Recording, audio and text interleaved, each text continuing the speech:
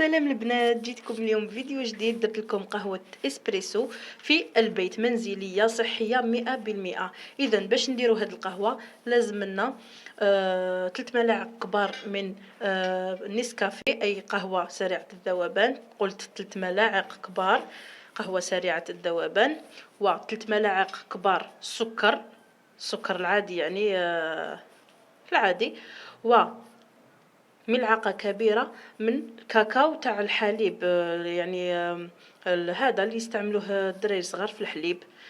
هكذا ثم نمزج جميع المكونات وندير 3 ملاعق كبار تاع ماء بارد، نوضح مليح بارد، ونبدا نخلط جميع المكونات تحت كسرونه يكون فيها ماء بارد. هاولي كان درت ماء ودرت فيه لي كلاصون باش يبرد لي هذاك الماء، وكملت خبطت حتى وجدت لي. عمرتها في هذه العلبه.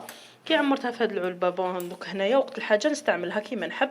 ندير في القهوه كحله ولا في القهوه حليب، تخرج لي كيما تاع برا، كيما نقولوا حنا بالدرجه ديالنا، تخرج كيما تاع القهوه تاع برا.